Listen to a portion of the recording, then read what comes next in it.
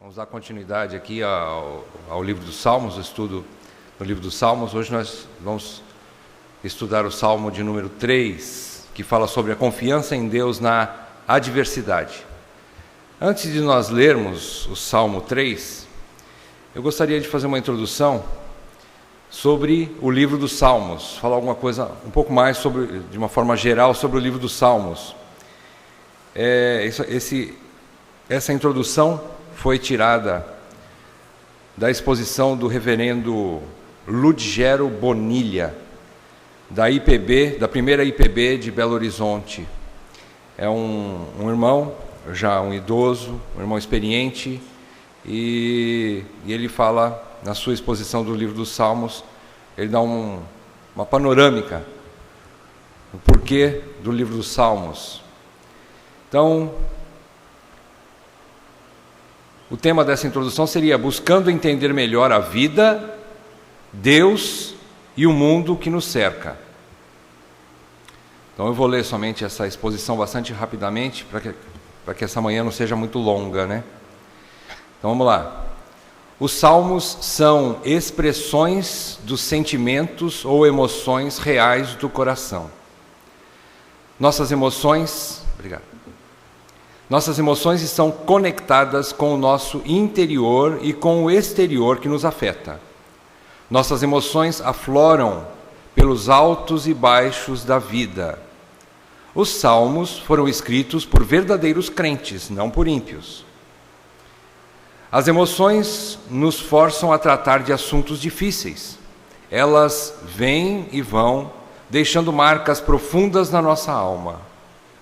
Muitas vezes nossos sentimentos destrutivos parecem independentes, com vida própria, como se estivessem fora do nosso controle. Nossas emoções nos servem para abrir as portas para questionar as situações difíceis, complexas e profundas da vida humana. Questionamos, por exemplo, qual é o propósito da minha dor? Questionamos se Deus é bom mesmo?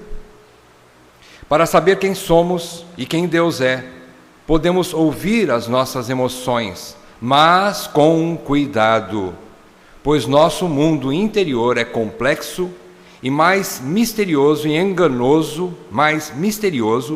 enganoso do que podemos imaginar, principalmente por causa da depravação do nosso ser. Isso a gente encontra em Jeremias 17:9. Enganoso é o coração mais do que todas as coisas e desesperadamente corrupto. Quem o conhecerá? Mas ignorar as nossas emoções seria ignorar a realidade. E a realidade é o mais significativo encontro com Deus. Nenhum livro das Escrituras coloca luz nas trevas das nossas emoções, como o livro dos Salmos. Perguntamos: por que eu sinto isto ou aquilo? Quem eu sou de fato? Em que direção o meu coração me move? Há propósito nisto? São perguntas que a alma faz. As emoções, em primeira instância, nos fazem pensar no sentido horizontal. O que estão fazendo comigo? Ou o que eu estou fazendo com as pessoas? Mas elas, na verdade, devem nos levar a pensar no sentido vertical. O que está acontecendo entre eu e Deus? Devemos ouvir nossas emoções, mas não obedecê-las em seus impulsos. Antes, precisamos ter um ponto firme de referência, que é a palavra de Deus. Só a emoção pela emoção pode nos levar ao erro, e é um saco sem fundo. Ela nunca se satisfaz. Mas tendo referência em Deus, as emoções nos revelam quem somos, quem Deus é, e nos mostram a realidade da vida e o caminho da verdadeira paz em meio às tribulações.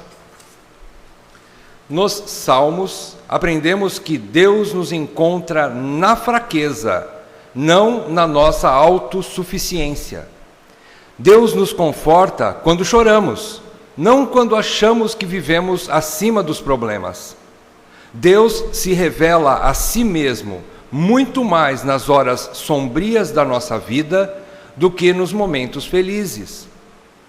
Salomão chega a dizer que melhor é ir à casa onde há luto do que ir à casa onde há banquete, mas com um propósito. Na sequência ele fala: pois naquela se vê o fim de todos os homens, e os vivos que o tomem em consideração. Melhor é a mágoa do que o riso, porque com a tristeza do rosto se faz melhor o coração. O coração dos sábios está na casa do luto, mas o dos insensatos na casa da alegria. Você encontra esse texto em Eclesiastes, capítulo 7, de 2 a 4. Portanto, o livro dos Salmos é uma chamada para nos encontrarmos com Deus e para abrirmos o nosso coração, para entendermos o que Ele quer nos mostrar pelas veredas seguras da Sua palavra e não nos deixar entregues aos ventos incertos de nossas emoções. É o altar de encontro da alma ferida com o único médico das nossas almas. Neste livro encontramos respostas para quem eu sou, quem é Deus, qual o propósito da minha existência. Esse livro é a linguagem da alma humana, mas também é a própria voz de Deus. Calvino exclamou sobre o livro dos Salmos: que variada e resplandecente riqueza está contida neste tesouro, tão imensa que é difícil de descrever. Não existe emoção da alma humana que não esteja refletida neste livro. São palavras de John Calvino.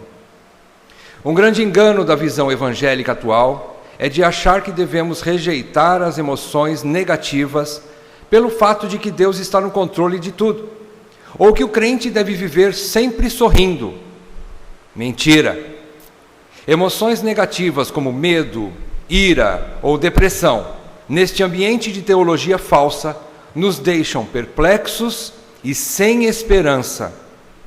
Mas Deus usa estas emoções negativas para expor a nossa pecaminosidade e para refletirmos sobre nossa rebelião contra Ele. Mas também mostra o caminho da cura, da luz nas trevas da alma, do consolo ao quebrantado, revelando quem Ele é, e não necessariamente fazendo o que queremos.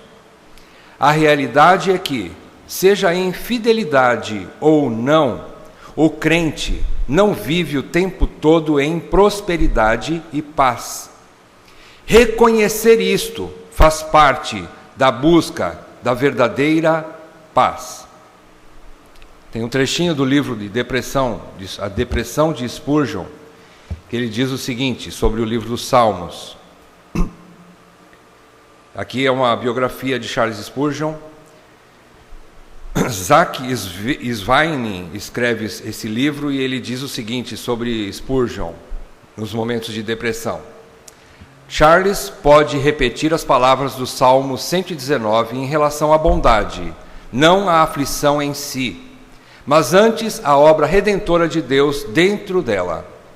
Então Spurgeon diz: descobri que há uma doçura dentro da amargura, que não é encontrada no mel.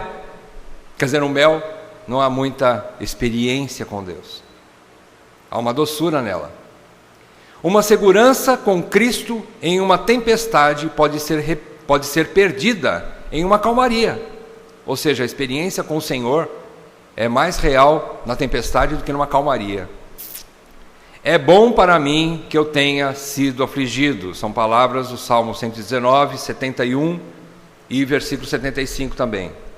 Da mesma maneira, ele, está falando do Spurgeon agora, Charles Spurgeon pode testemunhar de seu púlpito a respeito de como suas tribulações, na verdade, aumentaram sua estima por Jesus. Então, Charles Spurgeon diz: eu estive gravemente doente e tristemente deprimido, e temo que tenha me rebelado. E, portanto, olho de novo para Ele. E lhes digo a vocês que, nesta noite, Ele é mais justo aos meus olhos do que era no início. A experiência de Charles Spurgeon levou ele a entender, na hora do sofrimento, que Jesus Cristo é mais justo depois que ele passou pela depressão do que antes de ter enfrentado a depressão. Uma experiência que ele teve com o Senhor. Então, o sofrimento é proveitoso. Então, depois dessa exposição aqui, vamos ao Salmo de número 3, então. Vamos ver o que o Salmo de número 3 nos fala. O subtítulo dele aí, que os protestantes colocaram, é Confiança em Deus na Adversidade. Você encontra em negrito aí na sua Bíblia. O título dele, de fato, o original é Salmo de Davi, quando fugia de Absalão, seu filho. Isso está em itálico aí na sequência. Então, a autoria é de Davi. Davi escreveu esse salmo, aqui é mencionado originalmente, conforme indicado no título em itálico. A ocasião, então, também é conhecida. Davi estava fugindo do seu próprio filho, Absalão, que lhe tomou o trono. Absalão estava querendo fazer justiça que, aos seus olhos, seu pai não tinha feito. Isso eu estou dando um pano de fundo da ocasião, porque que Davi escreveu esse salmo. Movido por um espírito de vingança, que começou no caso do incesto e estupro que seu meio-irmão Aminon cometeu contra a sua irmã Tamar, Absalão tenta ter com seu pai, conversar com o rei Davi, mas sem sucesso. Absalão então lidera um motim contra o trono do seu pai. Absalão era um dos homens mais belos de Israel, bastante influente e astuto, o que lhe possibilitou a simpatia de outros rebeldes que se juntaram a ele nesta conspiração. E nisso então, vocês conhecem a história, Absalão entra na cidade, invade a cidade e toma o trono do pai. E Davi sai pelas portas do fundo da cidade, escapando da ira do seu próprio filho. E aí então ele escreve esse salmo. Vamos ver o que tem nesse salmo. A ideia central do salmo 3º está no versículo 5. O versículo 5 diz: Deito-me e pego no sono, acordo porque o Senhor me sustenta. O versículo 5 então expressa confiança e descanso em Deus em meio às adversidades da vida. Na situação de fuga e perseguição, Davi, ainda que em extrema tristeza e decepção, encontra descanso em Deus, mesmo no meio do desconforto do relento. Havia desconforto físico, havia desconforto emocional, e sua alma estava abalada, mas ele tinha paz com Deus. Isso é diferente do que nós estudamos alguns dias atrás, no Salmo 32, quando ele não tinha paz com Deus. Vocês se lembram? Por quê? Porque ele não tinha confessado o seu pecado, não tinha admitido, confessado e deixado o seu pecado. Então ele diz que enquanto ele se calou, os seus ossos se secaram e a sua saúde foi perdida, por causa da mão de Deus que pesava dia e noite sobre ele. Isso é falta de paz com Deus, é a alma impenitente, a alma que não confessou. Aqui é ao contrário, Davi estava limpo de coração e de consciência diante de Deus. Então ele encontra paz, mesmo em meio à perseguição. Vamos ler todo o salmo agora? São 8 versículos. Senhor, como tem crescido o número dos meus adversários. São numerosos os que se levantam contra mim. São muitos os que dizem de mim, não há em Deus salvação para ele. Porém, tu, Senhor, és o meu escudo, és a minha glória, e o que exaltas a minha cabeça. Com a minha voz clamo ao Senhor, e ele do seu santo monte me responde. Deito-me e pego no sono, acordo porque o Senhor me sustenta. Não tenho medo de milhares do povo que tomam posição contra mim, de todos os lados. Levanta-te, Senhor, salva-me, Deus meu, pois feres nos queixos a todos os meus inimigos, e aos ímpios quebras os dentes. Do Senhor é a salvação, e sobre o teu povo a tua bênção. Vamos pedir ao Senhor graça mais uma vez. Senhor, nós pedimos sabedoria nessa hora. Ao lermos o salmo completo, a tua palavra, pedimos discernimento, revelação, sabedoria do teu Espírito Santo. Nos conduza nessa manhã, nesse estudo, que possamos extrair para nós, para o nosso coração enganoso, verdades que nos salvam, que nos consolam, que nos fortalecem, que nos levam ao arrependimento para a vida. Te pedimos isso, Senhor, e que toda a igreja possa receber de Ti esse consolo nesses dias. Tudo isso nós te pedimos com esperança e com gratidão, em nome do nosso Senhor Jesus Cristo. Amém, Pai. Amém. Então, como obter esta paz e descanso nas tribulações da vida? Fica essa pergunta. Então vamos lá, vamos tentar responder. Existem 5 situações que Davi expressa aqui ao longo desse salmo. A primeira delas está aí no versículos 1 e 2. Versículos 1 e 2 nós lemos e vamos entender que Davi confessa a realidade da situação difícil. Ele começa clamando ao Senhor. A primeira palavra do salmo é Senhor. Ele está orando, ele está confessando. Quando nós falamos de confessar, não queremos dizer necessariamente que é contar os seus pecados para Deus ou para quem você ofendeu. Isso é confissão de pecados também. Mas confessar também é abrir o coração para aquilo que você está sentindo de fato e de verdade.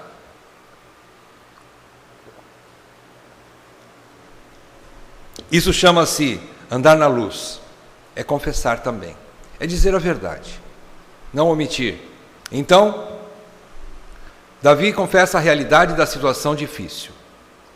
Não é uma falsa interpretação da realidade, maquiando a situação. Não é uma ilusão de conforto, nem um exagero sobre a verdade vivida. Não é nenhum ponto nem outro, vocês entenderam? Não é uma ilusão e ignorar que não está passando por nenhum problema. Mas também não é exagerar e dizer assim, agora eu vou morrer. Não é nem um extremo, nem o outro, mas abrir o coração e dizer a verdade, né? A realidade é que, mesmo em fidelidade, o crente não vive em prosperidade o tempo todo. E reconhecer isto faz parte da busca da verdadeira paz. Nós acabamos de ver sobre a exposição do reverendo Ludigero e nós tiramos essa frase dali. Então, essa fidelidade que muitas vezes nós temos com o Senhor, na vida de piedade, não garante prosperidade o tempo todo. Mas nós temos que reconhecer que nós estamos aflitos, que nós temos ira e que nós estamos em desconforto da nossa alma, em aflição, em adversidade, em lutas. Quando nós reconhecemos isso e expomos diante de Deus, já é o início da busca da verdadeira paz e da verdadeira cura. No Salmo 51, versículo 6, o próprio Davi escreve: Eis que te comprazes na verdade no íntimo e no recôndito, ou seja, nas profundezas do coração, me fazes conhecer a sabedoria. Então, Davi está mostrando o seguinte, que Deus se agrada da verdade. E muitas vezes Deus nos leva a situações de adversidade para que nós possamos ter um verdadeiro encontro com Ele. Para que nós possamos ter uma realidade a respeito da nossa vida. E para que nós possamos conhecê-lo melhor. Então é isso que Davi está expressando nesses 2 primeiros versículos. E ele diz: como tem crescido o número dos meus adversários, são numerosos os que se levantam contra mim. Se você estudar a vida de Davi, quando chegou nessa situação, ele já havia enfrentado muitos exércitos numerosos e com grandes vitórias. Davi já havia experimentado isso. Davi tinha muitos povos que estavam contra o governo dele em Israel e até subjugando povos vizinhos. Naquela época, Davi era um rei muito próspero e um militar bastante de grande sucesso, digamos assim, militarmente falando, porque ele chegou a dominar outras nações. Sim, poderia ser um número muito grande de inimigos, mas aqui o número não está muito em questão. Não tanto questão numérica de inimigos é o que aflige a alma de Davi, mas ter o seu próprio filho como inimigo. É como se fosse o mundo inteiro contra ele. A dor de um pai sendo perseguido pelo próprio filho, ele expressa que era como um numeroso exército de adversários. E ele chega a dizer: são muitos os que se levantam contra mim. É a tristeza essa dor do pai sendo perseguido para ser assassinado mesmo por Absalão. Então é como se fosse um grande exército contra o próprio rei Davi. Ele diz também que são muitos os que dizem de mim: não há em Deus salvação para ele. Aqui ele ouve essas palavras e ele recebe como um ataque frontal a sua própria fé em Deus. Tem gente mostrando e querendo dizer para Davi: não adianta buscar em Deus salvação, porque não vai encontrar. Você não vai achar salvação em Deus. Deus não vai te ajudar na tua causa. Ele abre isso com Deus. Ele conta para Deus: Senhor, olha o que está acontecendo comigo. Ele não esconde, ele não maqueia, mas ele expõe a realidade. Ele conta em detalhes: Senhor, eu estou triste. Senhor, eu estou irado. Senhor, eu estou decepcionado. Ele não esconde de Deus. Em segundo lugar, você vai encontrar nos versículos 3 e 4, Davi é convicto de quem Deus é para ele mesmo. Agora ele expressa a realidade do que Deus é para ele. Até então, toda a experiência que ele guardou no seu coração a respeito de Deus, ele expressa também no Salmo. Versículos 3 e 4 diz: porém tu, Senhor, és o meu escudo. Olha só as palavras: és o meu escudo, és a minha glória. Então, quando ele fala és o meu escudo, és a minha glória, o meu consolador, que ele diz que é aquele que exalta a minha cabeça, no final do versículo 3, ele não está querendo dizer aqui exaltação para que ele fosse se ensoberbecer. Exaltar quer dizer: Deus levanta a minha cabeça na hora da luta, porque eu estou assim, com a cabeça para baixo, não quero nem olhar para ninguém. Eu não consigo olhar para frente, eu não consigo olhar para o lado nem para o outro. Mas Deus exalta a minha cabeça, Ele levanta a minha cabeça para o alto, Ele faz com que eu prossiga. É isso que Davi quer dizer. Então, Deus é o seu consolador e o seu ouvinte. Ele chega a dizer: com a minha voz clamo ao Senhor, e Ele, do seu santo monte, me responde. Então, Deus é o seu analista fiel. Quer um analista fiel na sua vida? Deus é o maior analista da sua vida. Ele é o maior psicólogo que existe. Ele não só está tentando estudar para compreender a sua alma, Ele construiu a sua alma. Ele é o fabricante da sua alma. Ele conhece as suas emoções. Ele fabricou cada uma delas. Então Davi chega a dizer que ele é o meu escudo. Por que ele diz, em primeiro lugar, escudo? Escudo não significa que não vamos receber tiros ou flechadas, lanças de tudo quanto é lado. Mas Deus é o preservador da vida, mesmo pós-morte. Ele é o protetor e o que dá graça para sobreviver aos ataques diversos dos inimigos. Então, escudo, irmãos, significa que você vai ser bombardeado, que você vai ser alvejado, vez por outra, pelos inimigos. E no caso de Davi, pelo seu próprio filho, que ele tanto amava, Absalão. Então significa isso. Escudo significa que, sim, você vai receber tiro de tudo quanto é lado. Diz que é minha glória. Por que glória? Não era a glória do homem, que pode ser retirada do homem, mas sim a glória de Deus, que nunca pode ser roubada do crente. Glória aqui significa alegria com esperança num futuro glorioso nas mãos de Deus. Davi não queria restaurar a sua glória pela sua própria força, mas ele descansava em Deus. Tu és a minha glória. Deus era a glória de Davi. E ele diz que também Deus exalta a sua cabeça.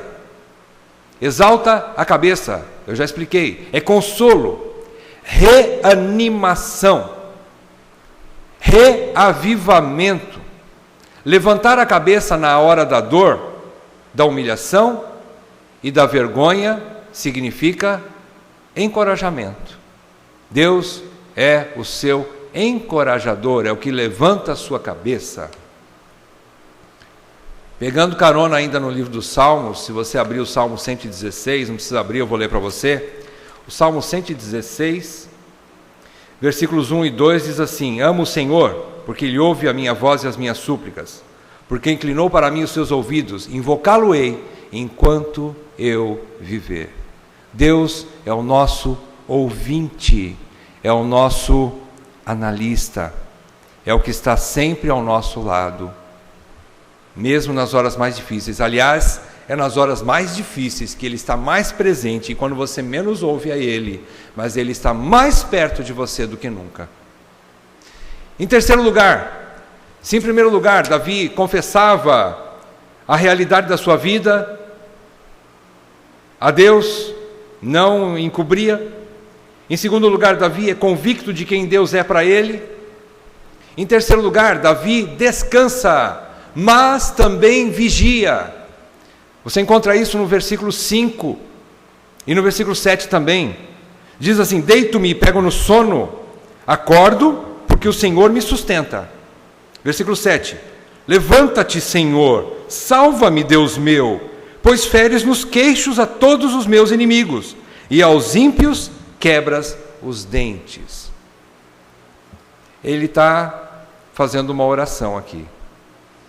Davi dorme, mas também acorda. Vocês perceberam aí? Ele diz: deito-me e pego no sono, acordo, porque o Senhor me sustenta. Acordar aqui significa estar vigiando. Aqui nós podemos ver que Davi ora e vigia. Ele é um homem de oração. Ele é sustentado e encorajado após uma boa conversa com Deus. Ele não faz nenhuma petição sem antes expor o seu coração, a sua angústia, a sua reclamação diante de Deus. Irmãos, isso aqui não é murmuração. Murmuração é quando ele reclama e não quer que Deus haja na sua causa, ou não quer entender o que Deus tem de propósito na tribulação. Isso é murmuração, e é querer resolver o problema aqui e agora. Isso chama-se ira injusta, que nós vamos estudar no Salmo 4 hoje à noite, se Deus permitir. Aqui não é, reclamar não é um lamento. Ele está se lamentando da situação. Isso não é injusto, isso é realidade, e Deus ama a realidade. Deus provoca isso em nós. Então, nessa boa conversa ou oração, além de confessar ousadamente os sentimentos do seu coração, ele pede ajuda, ou seja, ele anda na luz com Deus. Davi busca, antes de qualquer outra opção, a ajuda do Senhor, pois já tinha a experiência dos livramentos e auxílio de Deus em meio às tribulações. Ele já tinha essa experiência. Davi passou por muitas situações terríveis, vocês se lembram? Ele chega a dizer, quando jovem ainda, que ele estava tomando conta das ovelhas do seu pai, e ele foi atacado por um urso e depois por um leão, e os dois, Deus deu graça de ele vencer. Depois ele venceu Golias, e depois ele passou por uma perseguição injusta que Saul impôs sobre ele. E Deus o livrou de todas. Então ele tinha experiência em Deus. Davi busca esse auxílio novamente em Deus. Deus quer mais dos seus servos. Deus quer muito dos seus servos. Deus quer amigos, não somente servos. Ele quer um relacionamento intenso com os seus eleitos. Ele não quer só uma troca. Estou em perigo, o Senhor me ajuda. O Senhor me ajuda e eu te adoro.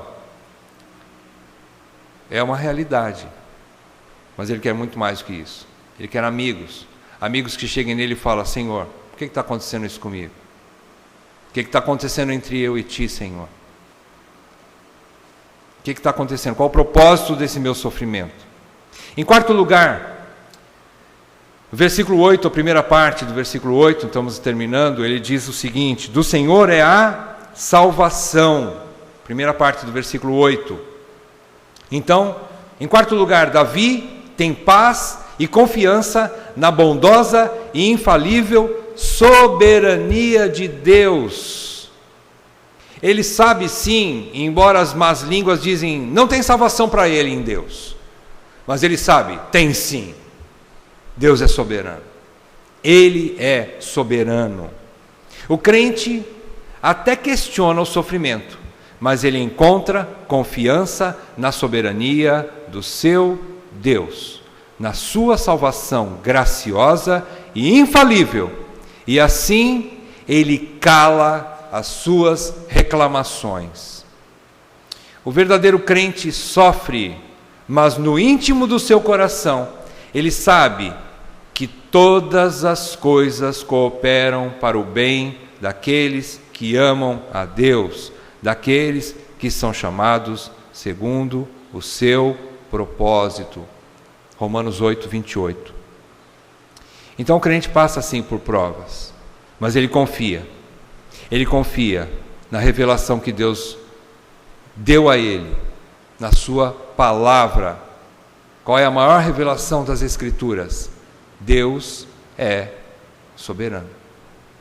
Deus é Deus, de eternidade a eternidade. Essa é a maior revelação de todas as Escrituras. Em quinto lugar e último, para fechar, finzinho do versículo 8. E sobre o teu povo, a tua bênção. Davi estava passando por lutas, mas Davi não se fecha exclusivamente no seu problema, mas também pensa no seu povo. O crente não age com egoísmo. Eu vou dizer para os irmãos o que significa egoísmo segundo a Bíblia.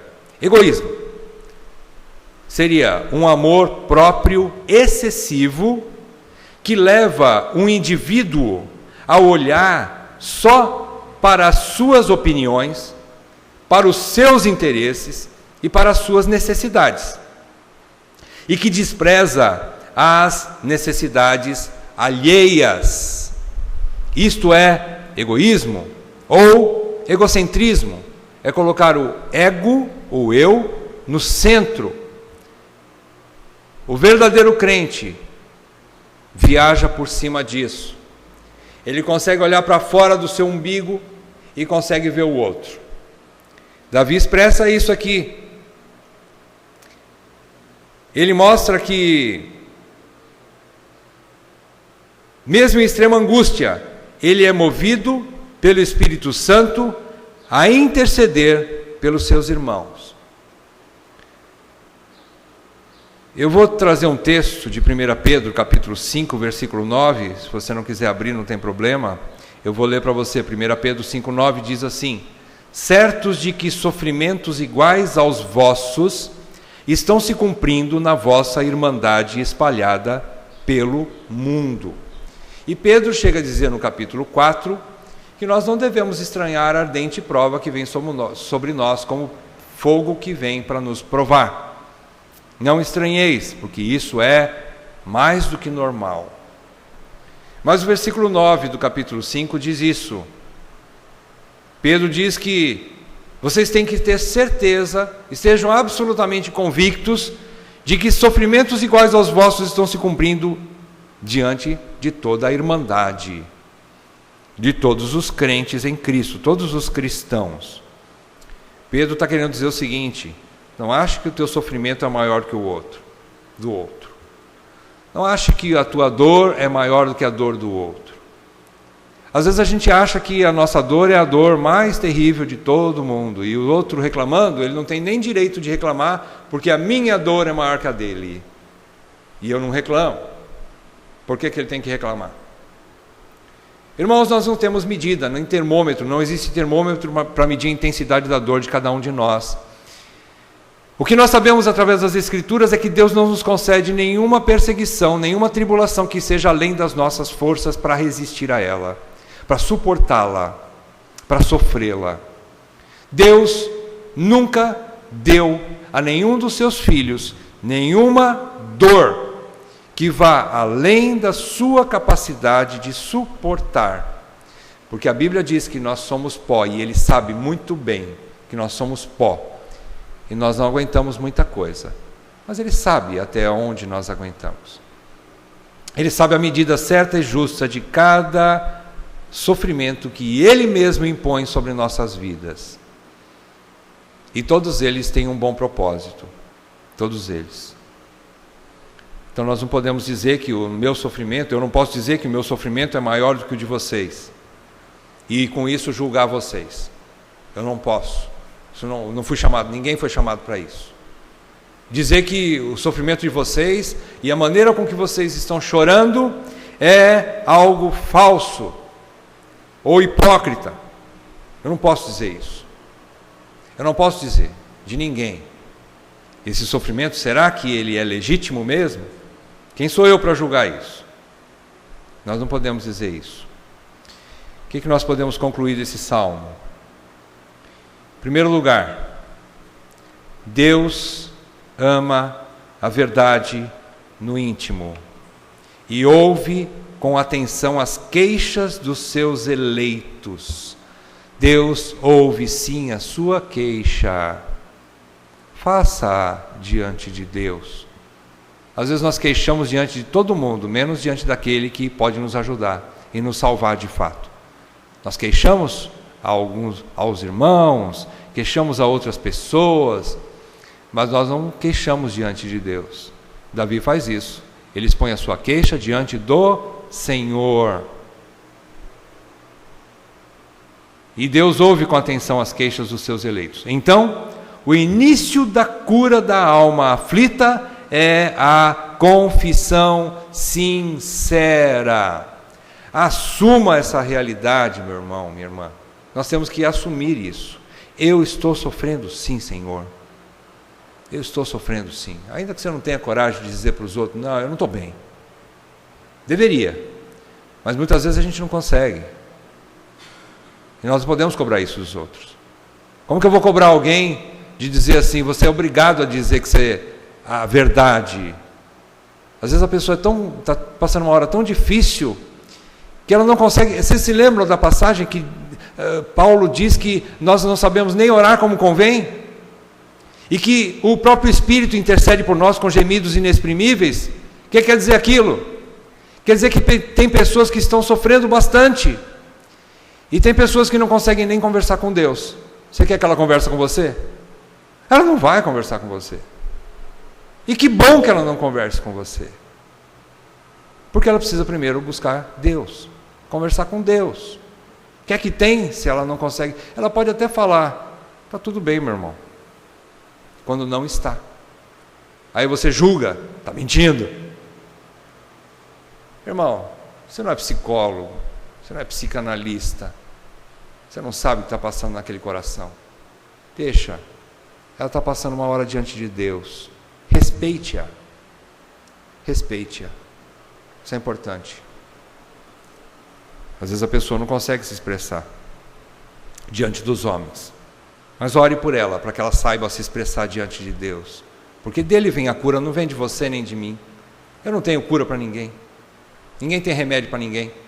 Eu posso ter um remédio para dor de cabeça, posso ter um remédio para uma depressão, posso ter um remédio para talvez para uma falta de apetite ou de sono.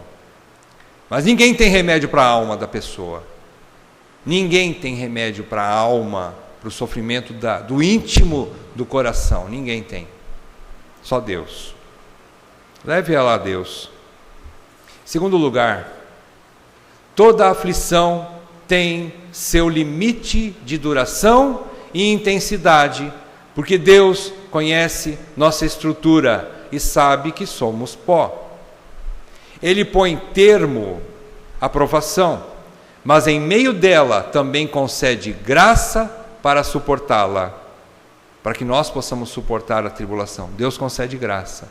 Por isso que nós aprendemos com o livro de Salmos. O que nós aprendemos com esse Salmo de Davi? Ele abriu o coração diante de Deus. E ele falou assim: eu estou triste, Senhor. Eu estou triste. Tem muita gente atrás de mim. Tem muita gente querendo me matar. Meu próprio filho está querendo me matar. Eu estou passando uma vergonha muito grande. Ele abre o coração a Deus. E ele também pede socorro a Deus. E Deus lhe concede graça. Vocês viram que ele passou vários dias fora de casa. Antes da morte de Absalão, ele passou vários dias fora de casa, no relento. Só que aconteceu uma coisa com ele. Depois que ele confessou a verdade do íntimo do seu coração, sem omitir nada a Deus, e pedir ajuda para Deus, ele diz que ele deita e pega no sono. Talvez ele não tivesse conseguido se deitar e pegar no sono, se ele, com a própria mão, tivesse se vingado e matado os seus inimigos. A vingança não traz paz com Deus. A vingança não traz paz com Deus. O que traz paz com Deus é você abrir o coração para Ele e deixar tudo nas mãos de Deus. Deixa a vingança para Deus. E ele então encontrou paz. Deus deu graça para ele. No Salmo 30, versículo 5 diz que o choro pode durar uma noite toda, mas a alegria vem pela manhã. Nós precisamos crer nisso. A tribulação vai ter um fim. Espere em Deus. Espera, minha alma, em Deus, pois ainda o louvarei, diz o salmista. Em terceiro lugar, as emoções humanas são importantes para trazer a verdade sobre o que se passa em nossos corações. Mas devemos ter um porto seguro de referência, a convicção revelada na palavra de Deus sobre a soberania absoluta de Deus. E nós estudamos isso no versículo 3 e no versículo 5. Ele diz: porém tu, Senhor, és o meu escudo. E ele fecha dizendo: deito-me e pego no sono. Então, as emoções, pelas emoções, não nos trazem satisfação e não resolvem os nossos problemas.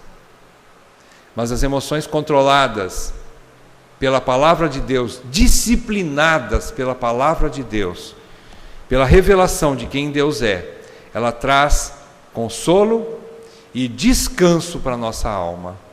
É isso que o salmista ensina, Davi nos ensina, e o Espírito Santo nos ensina, usando a palavra de Deus, usando esse salmo de Davi.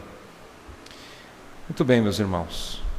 Então, daqui a palavra, nós possamos guardá-la em nossos corações, nós possamos fazer proveito das medicações que Deus nos dá para nós combatermos a depressão, a angústia, a nossa aflição, a tristeza da nossa alma, que nós possamos aprender com Davi, o mavioso salmista de Israel, que nós possamos guardar em nossos corações essas verdades, entendermos que sim, nós temos um grande médico das nossas almas, é Deus.